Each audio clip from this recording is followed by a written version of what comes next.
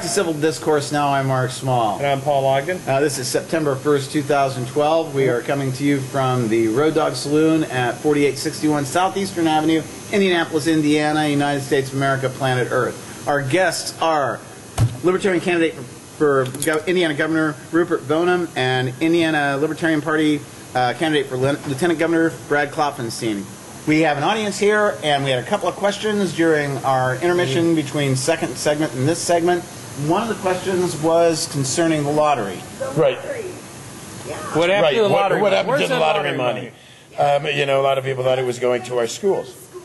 Right, a lot of people thought it was going for our schools. And, you know, there is a big question on where that lottery money is going. There's a question on a lot of money. Honestly, one of the reasons why we don't trust our government is we don't know where the money goes. Yeah, but wait a minute. The state just had three different... promise that it's going to go somewhere. But you never see it ever go there. You know, and I don't know if you can hear her saying that the state has promised and the government has promised time and time again on different things over the years that money will go to different projects and never does. I have had in our 20 years of past history working in our mentoring program, different government agencies walk into our office and offer different programs saying, we would love to partner up with you and do a statewide program like you're doing in the city of Indianapolis. And I've never seen the dollars come true. Well, and in this state, we've just had 3 bookkeeping errors. We've had $600 million in oopses. We've had $600 million in oopses, $165 million in lost income, lost on the first thing we do is make a trackable, use the Right of Information Act that was passed and draw that curtain back, put every dollar, and I've said this before, put all the dollars spent on the internet, the $15.5 billion, $16 billion, $17 billion that we're going to collect and spend in taxes in Indiana, put them on the internet, not give away personal information, but at least in the 300 plus other agencies that we've created. Show that breakdown between program and administration. Show in the lottery system, with the lottery, how we will show where the dollars are really going. And I've said in our past too, when we walk into office, I'm downing 20% of our administration and then turning around and looking to every other agency and saying 20% is coming out of the administration and going into program. We're funding programs and pushing the money up, defunding the administration and lessening some of that. Another question we had here, a gentleman asked when people are... And then I'm letting Brad jump in here. That's all right. What he said. Gentleman asked, what about when people basically lost spirit and lost hope, and they're staying in bed and they're depressed, lost their jobs and stuff. What do you do about those folks? You want to start out on that, and then I'm going to finish it out. Yeah. Well, it's tough, and we were talking before we started the show today just about the burden that government puts on getting started into business or starting your own business. Obviously, I know a lot about the alcohol industry. I've run the Indiana Licensed Beverage Association. I've got the Tavern League of Indiana now. Careful about pounding on the table. Oh, sorry. Yeah, table mic. I like to gesture. But the fact is, it's just to transfer a liquor license. Like if the Road Dog Saloon was going to sell or they were going to change their corporate structure, you have to have 3 different agencies come in and do inspections. You have to file for numerous permits that cost literally thousands of dollars. And the process takes 3 months or more. The barrier to get into business is so big that a lot of people don't even want to try because they don't even know where to start. And they don't make this easy. When you get started on the process, anytime you make a mistake, government makes you go and start back over again.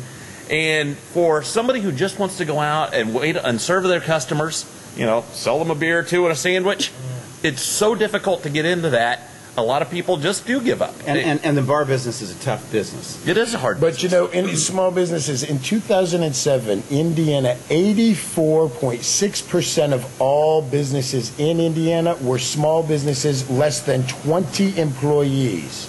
We have no other records that we can find past 2007 because we've stopped seeing a value in those small business, in those entrepreneurs that are just hiring a few people and going out and providing services or providing, you know, like you say, bars or restaurants, providing different, you know, services or creating different industries or manufacturing. What about this gentleman's question? My question was, though... Oh, yes, getting back to... For the simple person. Yes. Not the entrepreneur, none of those people. We got a guy, he hasn't got work, he hasn't got transportation, he has no means of getting, what can we do with these people that sit around in their depression because they don't even have a means to get from one place to another? Yeah. And can they get free busing, maybe, possibly? Can I ask, and with this person, this individual that's struggling with having employment and struggling even with depression and struggling on the truly the ability to even get out of their own home. Correct. We deal with some of these programs also because if you don't, this is somebody that's never going to be able to take care of themselves. Correct. So, with our mentoring program and with our work programs that we've set up in the detention centers, this is probably also somebody that is getting some kind of social services, disability or food stamps or unemployment. But not all. No, not all, but a lot of them are.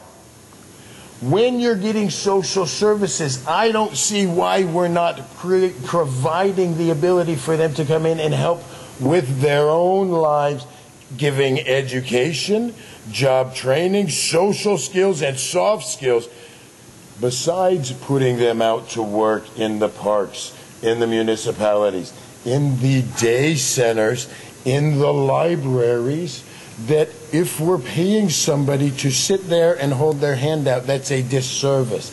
If we're paying somebody to have that ability, honestly, and it sounds hard, but I've told even the young man or woman coming in on the crutches or in the wheelchair, I'll show you how you can go out and subsidize your own government dollars with a living that you make on your own that'll give you that sense of self-worth. That's a good deal. Okay, Good deal. let's go to spending. You've got spending next on your website as an issue, and you say government needs to be focused on its core issues. What are government's core issues? Going back to the Constitution. Which one? I'm serious. The state and federal Constitution. Okay. The federal Constitution, until we get to the 10th Amendment, diverts every power that is not granted by the federal Constitution to these states. And these states can stand up. What about the 9th Amendment? The 9th Amendment says... He loves the 9th Amendment. The 9th Amendment says the individual has rights. The 9th Amendment, see, I better be pulling out my Constitution that we carry in our... Only William O. Douglas, Justice here. Douglas, used to carry his And copy. Rupert. Those are the two. I like to say, of course. Mark's never read the Constitution. You can have that, because I've got another one sitting on my counter at home. Oh, I've got another one sitting on my desk at the office. I've got another one sitting in my mentoring program would you sign that I mine for show. me? Thank you. Of course. Mark believes the Constitution's living and changes magically. No, it doesn't change magically. It's not I didn't bring my wand, or else, I would show that it doesn't. It's marked with a K, right? Yes. It depends on what the judge had for The breakfast. in the 9th morning. Amendment says, and let's flip. Okay, the let's line. read it. But being able to stand up. Oh, honestly, thank you. Being able to stand up and not being afraid. We were talking about our farms that are getting attacked with some of the CDL licensing regulations that are coming. We're talking about changing some of the crops and bringing crops back to Indiana that we grew 60, 70 years ago that the entire world used, but now we've deemed illegal. Yeah, well, if we could grow pot right now. We could grow hemp right now and generate 300 gallons an acre, 100 gallons per harvest and 3 harvests per year on hemp. That hemp sounds more ethanol. useful than ethanol. Corn ethanol, we get 5 gallons an acre. 5 gallons an acre. And we're burning our fuel, And we're putting our food source. Our food source into our gas tank. The 9th Amendment. The enumeration in the Constitution of certain rights shall not be construed to deny or disparage others retained by the people. And what are those rights that are retained? They're not enumerated. Alexander Hamilton said in Federalist Paper number 84, you don't want to have a Bill of Rights because people will tell you what rights you don't have. Paul takes a position that the government, under its police powers, if it can rationalize it, could tell you what time to get up in the morning and what time to go to bed at night. I had The states. state. We had a lady tell our program, tell our campaign, when we were talking about making a 16-ounce or a 20-ounce or a 32-ounce Coke illegal, saying that we need to be able to regulate what our people can and can't do, put in their body. And she looked right at one of my staff and said, well, I need somebody to help keep control of myself. And that is sometimes the problem that we have. See, I believe in our legislature, that our legislature is not going to make those dumb decisions. Our legislature wanted to set the number for pi at 3.2. Yeah. It would make it a lot easier to figure calculations, Mark. So you trust... well, we're willing to do something like that, but we want to make our tax codes, 18 inches thick. We want to make it so the tax regulations you have to have. Are we ready to move on? I was going to ask you about jails, prisons. I know that's right. The incarceration system, privatization of the incarceration system, the detention centers that are costing $50,000, $40,000 to $60,000 a year to warehouse somebody, or I've shown time and time again, it's $10,000, $15,000 a year to empower someone and teach them how to have that sense of self-worth and work ethic and go to work and half of those get people, out of our pocket. Half of those people who are imprisoned, incarcerated, are there for basically drug offenses or drug-related offenses. Hurting themselves.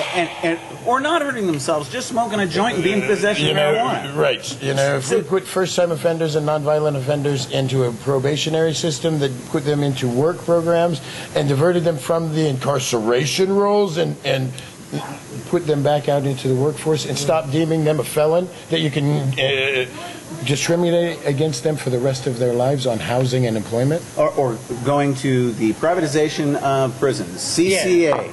Nationally, they've got a contract that they're trying to push that the state would agree to guarantee 90% occupancy. They would CCA would take over the running of the prisons in that state, and the state in return would guarantee that 90% occupancy would occur for that corporation. Which means you can't repeal the war on drugs. Well, no, which means they're going to make more things punishable by incarceration. Well, when you're guaranteeing that you're keeping your rolls up and your rolls start slipping because of some of the programs we're starting to do, you're going to start raising the penalties on things.